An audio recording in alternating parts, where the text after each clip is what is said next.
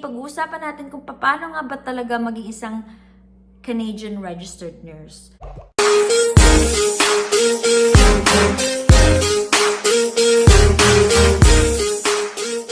Hi guys! Welcome back to my YouTube channel. It's me again, Alex, and I'm back for another episode of my international student journey here in Canada.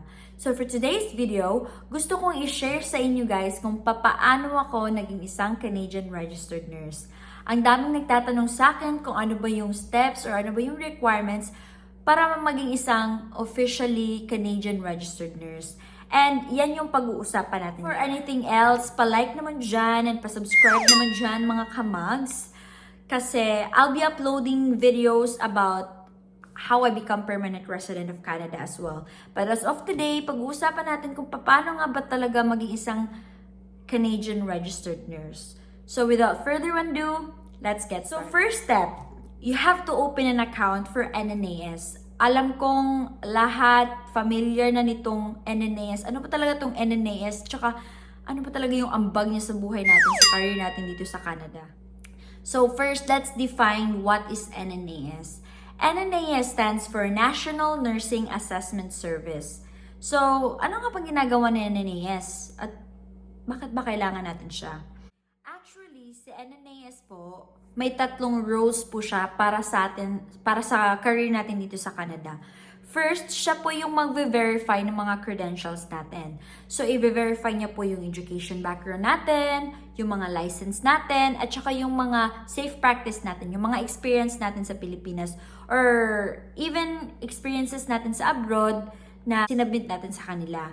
So, first, sila yung nag-verify ng mga credentials kung totoo ba or hindi. Second, sila po yung nagko-compare ng mga credentials natin if pasok ba sa Canadian standards. So, ibig sabihin, yun yung maririnig nyo na yung report nyo is comparable for RN or comparable for LPN. Kasi, i-analyze niya with all the experience that you have, with all the education that you have, comparable ka for RN dito sa Canada. So, yung BSN mo sa Philippines is equivalent for RN dito sa Canada. Or kung hindi, most probably LPN yung result mo. Third, si NNAS din na nagsusstore ng mga documents natin. So, kinikip niya yung mga documents natin kasi in the near future, kung gusto nating lumipat naman ng another province, kasi dito sa Canada, iba't ibang province, iba-iba yung nursing body. Now that alam na natin kung ano ba talaga yung ambag or role ni NNAS sa nursing career natin dito sa Canada, pag-usapan naman natin kung how much and yung process ng NNAS. So, for you to open an account sa NNAS, you have to pay for $650. So, when you pay for that, open na yung account mo for 12 months. Ibig sabihin, you have 12 months to comply all the requirements. So, at some, okay na yon, enough na yon. But for other, since alam mo naman, minsan matagal, minsan may additional requirements. So, after that 12 months, you have to pay for a reactivation fee for $180. US dollars pa rin. So, for those who are planning to open your NNAS, you have to take note that it will be open for just 12 months.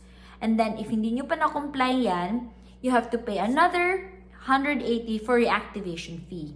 Now that you have your NNAS account open, you can download the forms now. So, mayroon dun sa education. Meron kang forms na ida-download sa education at isisend mo yun sa school mo sa Pinas. So, ang role mo doon is ikaw lang magbibigay ng form sa school mo, tapos ang school mo isasubmit nila yan directly to the NNAS. Hindi pwedeng sa school, tapos sa'yo, tsaka NNAS. Hindi yun pwede. Dapat coming from them. Same as sa license mo, so may form doon na for PRC, isasend yun sa PRC, tapos sa PRC, isasend naman nila direct to NNAS. As well as sa employer mo, may forms dun for the employer, bibigay mo sa employer, tsaka sa employer, isasend naman niya sa NNAS. So, after all of those requirements na fill mo, na submit mo, bibigyan ka ni NNAS ng report. So, ang report na sasabihin ni NNAS sa'yo is, ikaw, comparable ka for RN or comparable ka for LPN. So, ibig sabihin, kung comparable ka for RN, yung education na sinubmit mo, probably, just like me, meron akong palliative care na program. For me, I believe na malaki yung help nun kasi Canadian education yun eh. So, malaki yung hatak na points sa report ko na comparable ako for RN dito sa Canada. Kasi nga, nakapag-aral din naman ako. So, hindi ibig sabihin na, for example, parehas tayong graduate ng 2014, pareha yung magiging report natin na RN tayo. No. Merong mga factors like sa education natin or sa experience natin, pwedeng ako nakapagtrabaho ako sa hospital for 2 years, tapos siya nakapagtrabaho din siya sa hospital for 5 years. So, alam mo yun, different factors. So, yun yung role ng NNAS na mabigyan tayo ng report na comparable for RN or comparable for LPN. So, after that, na-receive ko yung report ko from NNAS saying that I was comparable for RN.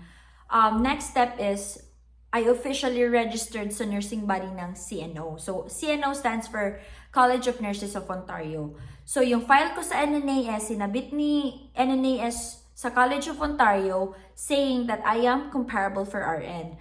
So, another payment na naman yun kang CNO ha. So, after nun, si CNO ang nagbigay sa akin ng go signal that, go, you can take the NCLEX. So, at that time, nang binigyan ako ng go signal na I can take the NCLEX, of course, I have to study. So, I was on my postgraduate working permit at that time, and I was working as a continuing care assistant. So, it was kind of hard kasi study na naman, and then trabaho, study and trabaho. So, it was hard. It was a struggle, but, you know, ganun talaga eh, wala eh. You have to double time. So, after that, I took the exam, and fortunately, I passed the exam. And then, hindi ibig sabihin na you pass the exam, registered ka na, okay? For you to be registered or for you to have an active license, you have to comply other requirements as well. So, hito na naman, hihingi naman sila ng safe, well, alam na nila yung safe practice mo kung valid pa. Kung valid pa, okay ka na. So, you have passed the NCLEX, so, you have your safe practice, and then, you have your background check. Okay lang yung mga background check kasi as long as wala kang bad record.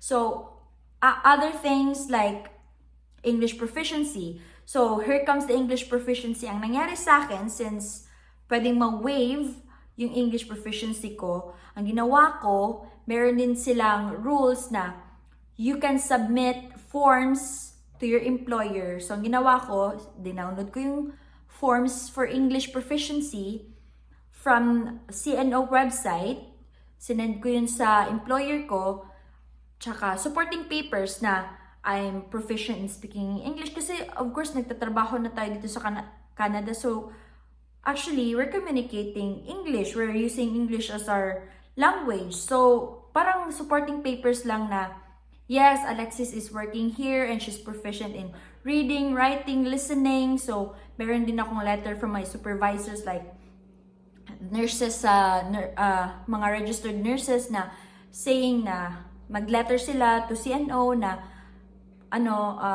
supporting papers na yes, she could speak English, ganito, ganyan. So, with that, na-waive yung English ko. So, I didn't took the IELTS because of that. And after I comply all the requirements, doon na, naging registered nurse na ako dito sa Canada. And again, you have to pay for another membership fee sa CNO.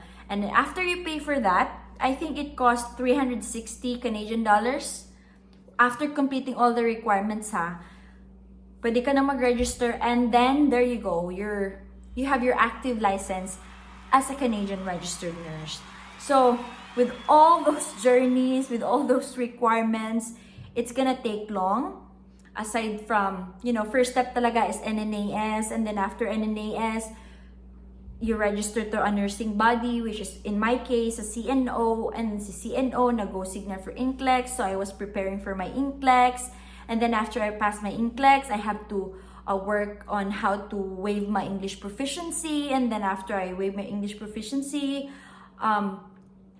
yung status ko dito sa Canada, maging PR, and then I got my license. So, with that, finally, naging Canadian registered nurse na ako and I have an active license in Ontario. So, for instance, ayaw mo nang mag-work sa Ontario or ayaw mo nang mag-practice ng nursing mo sa Ontario, ang pwede mong gawin is pwede mo nang i-transfer yung license mo from Ontario to Nova Scotia. For example, dito, gusto ko mag-work dito as a nurse. So, i-transfer ko yung license ko from Ontario to Nova Scotia. So, smooth sailing na lang yung transition from province to province as long as clear yung license mo to that specific province. So, yun guys. So, sa haba-haba ng sinabi ko, hopefully sana naintindihan nyo. And if you have additional, questions and, clarifications, suggestions, comment down below and pa-like, subscribe, and thank you for watching. And see you in my next video as well. Bye!